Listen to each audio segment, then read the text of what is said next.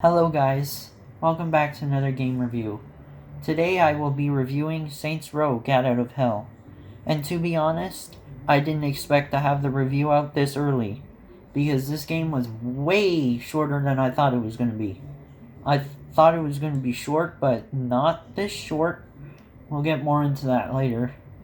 But anyways, Saints Row: Gat Out of Hell was played on the Xbox One X. The main storyline centers around Johnny Gat. The main objective of the game is to save the President of the United States from Satan.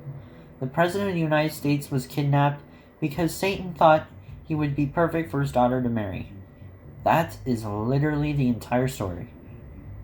The sound was actually really well balanced compared to the past two games. To be honest, the only real problem with this sound I had was the sound of the walking. The footsteps were very noticeable and distracting at times. At first I thought Bill Murray voiced Dane Vogel, but I guess not. The voice actor just sounds a lot like Bill Murray. In my opinion, the graphics are not good in this game. Compared to Saints Row 4, it's actually worse. I noticed that especially on Dane Vogel, the facial animations did not look good, and he looked kinda creepy. The only two really good character designs were Johnny Gat and Satan's daughter Jezebel. I did notice there were far less cutscenes in this game than past. It was more drawn out like a storybook. They had a narrator narrate most of the story through a book, and was most of what we got cutscene-wise. The controls were exactly the same as Saints Row 4. Besides that, there's nothing really to say about the controls. Besides the fact that you still can't change the controls for each schemes. Content-wise, there isn't as much as past games. There are still activities that are pretty fun. It's not as many as mainstream Saints Row games. To be honest, I wouldn't really play this game again. There's nothing to it. It's just an average game in my opinion. It's good for one way through, but then after that, there's nothing really else to say. The story is so short that you can just memorize it, so there's no point in playing the game again just for the story. The game was fun for the most part. The activities were pretty fun, but otherwise, the only reason why you would go around the city is to just collect clusters to gain more powers. My opinion on this game is that it was just an okay game. Not the best game I've ever played.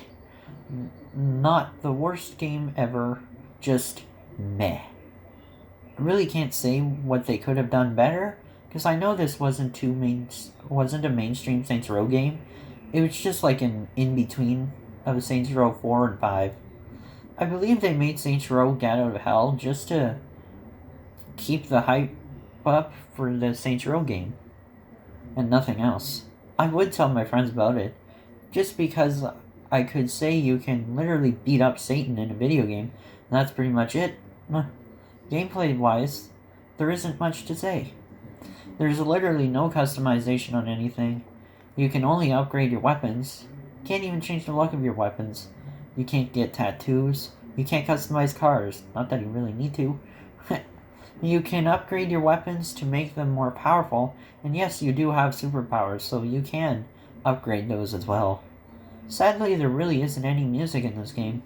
The only music in this game is in the cutscenes, but you don't have a radio, none of that. It would have been nice to have at least one radio station, like for rock music or even heavy metal. That would suit the setting of this game perfectly, which is hell. Literally hell. There was one thing that really irritated me about the first part of this game.